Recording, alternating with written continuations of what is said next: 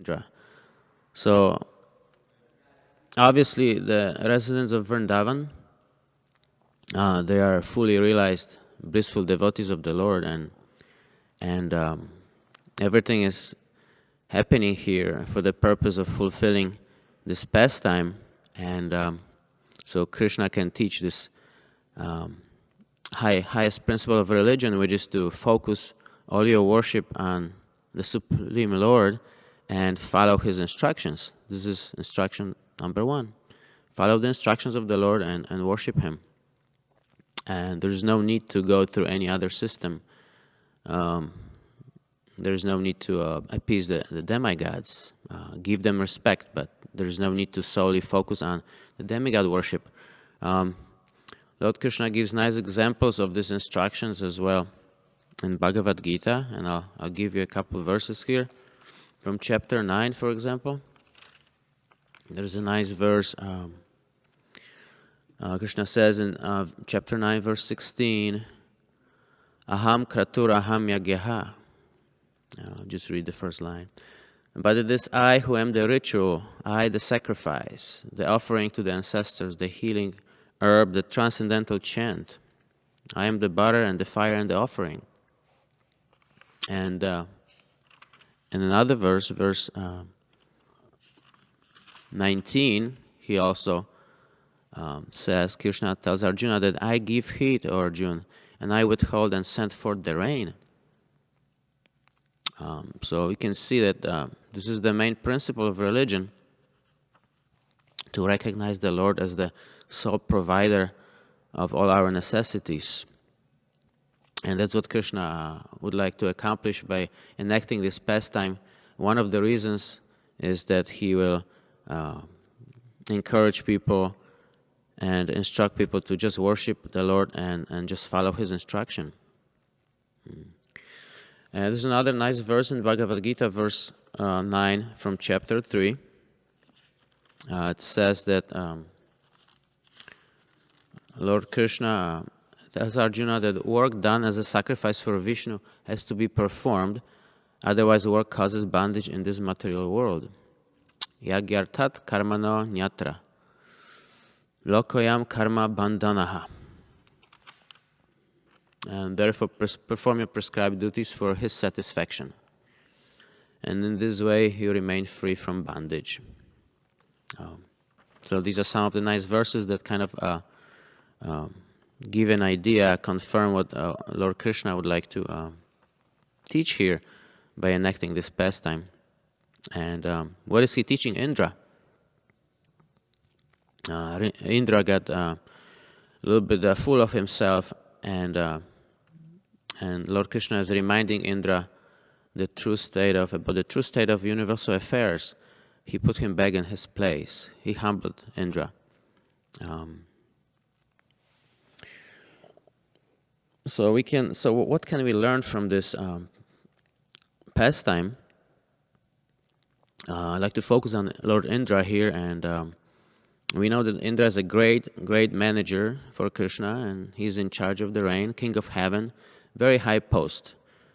So in this class, I'd like to focus on different levels of work and detachment from it. It doesn't matter if you're Lord Indra or work as a clerk in some office. If you are deluded and by your ego, you think yourself this only doer and get a little bit proud, then you are in trouble. Just like Indra got in trouble as you're reading these interesting chapters. Sometimes we think, or we get, we kind of get deluded, and we stop being mindful and aware of Lord Krishna's presence and authority, and we think that we take it for granted. Everything was automatically by our own endeavor, and we forget to give Krishna credit. We forget Him. We are in a hurry. We trust.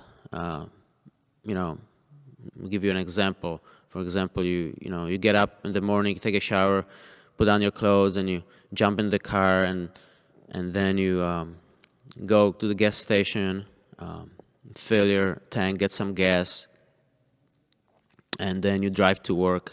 You remember how to get to work. Even if there's a traffic jam or some construction, you have your GPS, and you know that you're gonna get to work. This is we trust ourselves. We trust the technology, the devices that we have, and this kind of has a tendency to delude us, put us into delusion and false trust into in ourselves and the things we own, the technology. But sometimes God reminds us. Sometimes we think things get done automatically in a predictable way, but we lose sight of things. So the Lord Krishna reminds us. Sometimes he puts things out of our control a little bit. For example, you go to a gas station and it sometimes happens. There's no gas, and you have to drive to another gas station, or you get a flat tire, and then you get a delay. And sometimes, you get into traffic jam or some road construction, and your GPS tells you to go that way, and then you go that way, but the GPS sometimes misleads you for whatever reason. Sometimes things fail, and then we get frustrated, and we get reminded ourselves that yes, indeed, things work to a point automatically, but ultimately Krishna is in charge, and he can adjust things as he fits, as he wants to remind us about his presence, that he is actually in charge, not the material modes of nature, not ourselves, not the demigods. He's the sole manager, proprietor, the father, the controller. In this lecture, once again, I'd like to go over the different levels of work and detachment from it, and how we can become more mindful of where we're at in our devotional service, to avoid false ego and false thinking that we are in control. And also we go over levels where you're actually not a devotee yet. So this class may be applicable to those who are, just getting on the path of spiritual life, or not even spiritualists at all. So it may kind of give you a broader perspective of where we're at. I was watching with my kids the other day. There's one cartoon, Kung Fu Panda. I'm not sure if you're familiar with that, but kids watch it these days maybe. So we watched part 1, part 2 next week, and so there are some different types of animals, and they practice Kung Fu, right? This Chinese martial arts. So there was one little funny part of it where the panda, the 2B warrior, watches the fantastic performance of the students, and the master is watching, the Kung Fu master, and the students, the animals, are performing Kung Fu, and this 2B wannabe Kung Fu warrior, he's watching, and then he's about to be admitted to the school.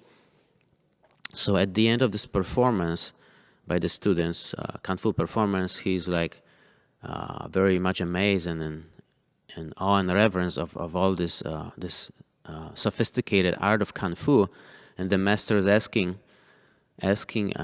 this panda, wannabe warrior, he says, "Oh, would you like to join?" And he says, the panda answers with much hesitation, yes, but is there a level 0 that I can start at? Because he had no idea whatsoever about Kung Fu, and he was supposed to be the dragon warrior, predicted to be protecting, China from the evil forces and protecting Kung Fu. So he's very much amazed by the performance of the students, and he himself doesn't feel qualified. He says, is there level 0? So similarly, we sometimes ask ourselves, where are we in our level of devotional service. We watch all these, we read about the pure devotees, and their great pastimes and how full of love they are for Krishna, what kind of sacrifices they can do for Krishna. Even our very own Srila Prabhupada, what he has done for Lord Krishna, all these sacrifices full of love for his spiritual master. So sometimes, we ask ourselves, where are we? Are we at level 0? Can we ever get to where the pure devotees are? So obviously devotees don't start at level 0, but I'll give you a little like a yoga ladder here from even before we become a devotees. There are some levels of consciousness that make us either stay away from spiritual life or make us inquire into that and search for spiritual life. So the first level that I'd like to briefly discuss is level 0, where actually that's refers to people who are completely not interested in spiritual life in the mode of ignorance. The three modes of nature are there: Rajaguna, Tamaguna, and Sattvaguna. So most people in the mode of ignorance may not be interested in spiritual life. They're just interested in, meeting the needs of the body, eating, sleeping, and surviving, and happy with surviving and providing for the family and existing in the world. They're not interested in any sort of spiritual instructions or scriptures, and they have no concern over what will happen, after that, after you leave this world, or if there's anything after. So that's level 0. Now level 1 is for those who are not necessarily interested in any type of spiritual pursuit, but they are ready to undergo some discipline and some to achieve something great. Once again, they are not connected with any type of spiritual tradition, not really interested in what happens in life, after you pass away from this world, whether there's a God or not. They don't care. They just want to undergo some whatever it takes to achieve their goal. Many people, you may call them, celebrities, or they have charisma, they have discipline, but they may not be really interested in spiritual life. So they are a little bit higher on this ladder of consciousness. They are disciplined, and they can do a lot of work. They're not lazy in that respect.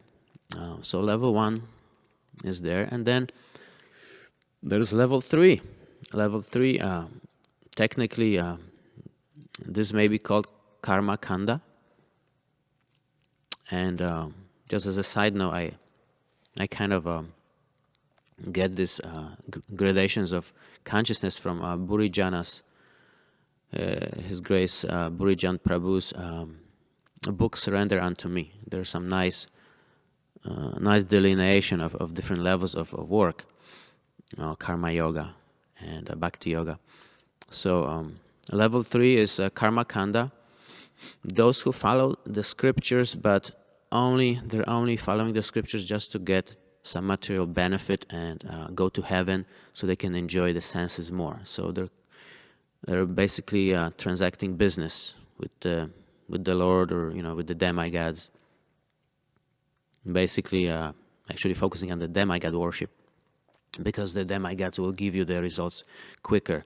You perform some sacrifice, some pujas, and you'll be able to quickly receive material benefits to satisfy your senses in this life and the next. So there's respect for the demigods, and they are in charge. So all the sacrifices are performed, and you can receive your award.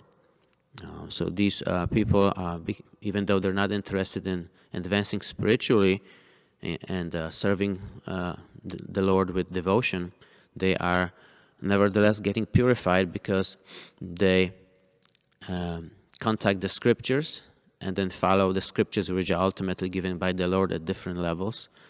There are scriptures that describe high spiritual levels of consciousness and how to develop them, and there are scriptures for those who are not so much interested in elevating their consciousness. They just want to enjoy the senses, so they can work at that level. But the good thing is that they follow the scriptures, and even without the desire to serve the Lord, they just want to get their award and material senses satisfied, and in this way follow the scriptures at that level. So once again, that is karma kanda. Automatically these individuals get purified, so they generating this pious credit, and eventually they will become pious people to the point that they will be interested in spiritual consciousness and serving God. Bhagavad Gita describes the next level, which is level 4, which is 4 pious Mahatmas, 4 pious people who 4 pious individuals who approach God with still materially motivated, but they are willing to perform some service to God and not necessarily to the demigods. That's chapter 7, I believe. 7, verse 16. Krishna says in Bhagavad Gita, describes this level 4. Chaturvidha bhajante mam janah sukrtino Arjuna arto jigyasur artharti gyanicha bharatara shabha. So the 4 kinds of pious men begin to render devotional service unto me. The distressed, the desire of wealth, the inquisitive, and he who is searching for knowledge of the absolute truth. So this is a more elevated level, because these individuals are motivated by desires still, material desires. They approach God. They choose to approach God and perform some service. So I was fortunate enough myself to, when I was joining Krishna consciousness, I was really distressed by material arrangements and material nature, and I was really crying out to God, I'm really in trouble, please help me out, please help me out. I don't like to suffer like this. So by the devotees' grace, by Srila Prabhupada and his servants, I was able to come in touch with this great spiritual movement. So this is a level 4. Once again, you are still motivated by, there are still material desires in your heart. You want to decrease your pain, material pain. You want to desire some wealth, some material well-being, or you're just curious. You're really curious about God. You just want to learn more about God as well. So that's another level. It is described that this 4th person is the best of the pious men, because he's looking for knowledge of the absolute truth, and he's not necessarily motivated by mitigating, alleviating the material distress or getting more wealth. He's not even just curious. Some people are very curious. Let me just check out what this Krishna consciousness is all about. But there are also some people who are really searching for knowledge of God, and they are, I think His Grace Burijan Prabhu says in his book, they are without material desires so much, so they're slightly elevated. So we go over this level 4 a little bit and move on to level 5 and 6. Let me give you an example here. I'll give you an example, myself as an example. I perform different types of karma yoga, different types of work that I perform to maintain my family, pay my bills, and give donation to the temple. But I am still motivated by material desires. I like my type of work. I work as a fitness coach. I like to make good money. I like, I'm materially motivated, and I would not like to do a different type of work. I would not like to be a bank, manager, or I would not like to work as a gardener. I know what I like, and I'm motivated by the type of work I do, and I'm happy to give some results of that work to God, and I'm very happy. I thank God for letting me do that type of work, but I'm still attached to the type of work I do. Um, so so this level goes into the next level, which is technically called Burijan Prabhu describes it as Sakama Karma Yoga, where you're motivated by the type of work, and you may still be even attached to the results. You may give Krishna some part of your results, like some donation, or sponsor something, but you still want to keep a lot of it to take care of your needs and maybe save some money. So there's attachment to both the type of work and the results. Now there's a little transition upward, level 5, which is called more Nishkama Karma Yoga, where you are not so much attached to the result. You may still be attached to the type of work, but less and less, but not so much to the result. I can give you some example, like some devotees may sometimes ask for a certain type of service. They say, "Oh, okay, please don't make me work in the kitchen, but I will go on Sankirtan, or I will give a class, but I will not be doing, I cannot work in the kitchen. I'm not qualified, and I'm not really into cooking so much. It's not my strength." So they still have those preferences as to what type of service they would like to do for Krishna, but the results they freely give to Krishna, like whatever the results Krishna will give me by performance of this work, I'm okay. I'll just give you myself as an example again. I like giving classes. After so many times, giving so many classes, I begin to like it now, and then once again, the results, whether one person listens or 50 people listen, I'm not so much concerned. I just want to give the class, and hopefully some devotees will benefit. But I'm still attached to the type of work. I would rather do the class and then work in the kitchen. But then there is the higher level, where you happily perform your service to Krishna, and you do not really care what type of work you do. Temple president may ask you, "Okay, can you sweep the floor? Can you give lecture? Or can you go on Sankirtan today? Can you make flower garlands?" And this devotee is happy and willing to perform any type of service.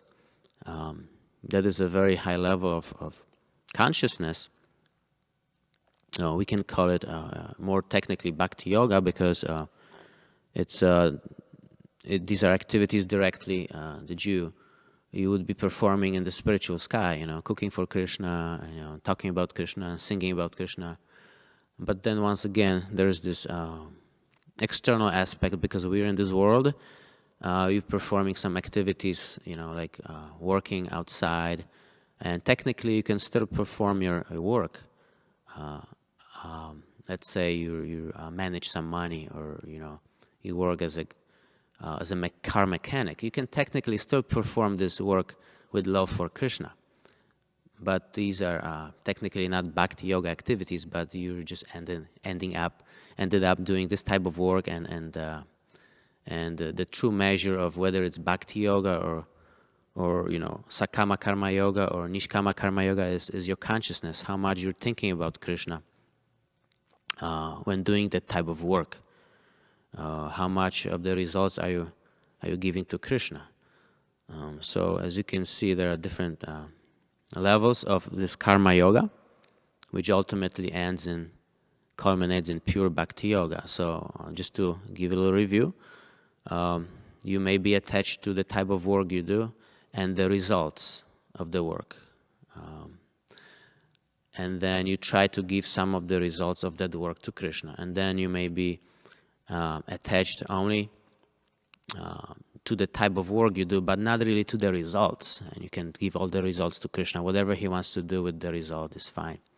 And then still a higher level is to be not attached to any type of work. Just do anything Krishna or Krishna's servant asks you to do. So no, neither the work nor the result of work is you're not attached to either one of them. So these are some of the levels of karma yoga that I wanted to discuss today. Let's see. The idea is to, as you elevate your consciousness and perform your service to Krishna wholeheartedly, is to get out of your comfort zone and start performing services that really, your spiritual master or the temple president or Krishna wants you to do. Get out of your comfort zone and perform anything for Krishna with love. Now, when you perform different types of services to Krishna, you should remember some points. You should remember, like trying to remember Krishna from moment to moment as you're doing your activities. Obviously, some of our jobs will be really technical, like some devotees work in the computer field, so they have to do programming. So it's I think it's impossible to think about Krishna and be programming at the same time. But depending on the nature of your work, as I was doing the outline for this class, I was trying to find different verses and trying to give different examples. So I was thinking about the cartoons that I watch with my kids, Kung Fu Panda. So at moments I was not really thinking about Krishna, but at the end and in between I was bringing it back, thinking about Krishna. Okay, so I did 15 minutes of work. Thank you, Krishna, for letting me do this work. Okay, let's get back into it, and then you're doing your job again. So our mind is such that it cannot focus on more than one thing at a time, and sometimes it looks like the mind is focusing on you're doing like 5 things at once. I'm not really good at that, but especially Matajis are very good at multitasking. Men are usually not so good, and so it looks like you can manage a few things at once, but the idea is to have Krishna every moment, as often as you can. Think about Krishna, and you should also make sure you do your job right, because Krishna wants a good result. Why not? He wants you to do a good job. So it is fine to just focus on the programming and whatever you have to do, but at the end, you want to make sure that at the end you offer the result of your service to Krishna. And if results do come, if they don't come, it's fine. Don't be upset. And then if they do come, do not be proud. So Krishna gives one nice example that he is in charge of the results. That's in chapter 2. Wasn't it like verse 47? Yes. He says, Karmani evadhi karaste mat paleshu kadachana mat karma pala hetur bur matte sangast ka karmani. You have a right to perform your prescribed duty, but you're not entitled to the fruits of action. Never consider yourself the cause of the results of your activities, and never be attached to not doing your duty. So don't be lazy, but once you get busy and you do your job for Krishna, don't be frustrated when the results don't come, and also do not take credit when the results do come.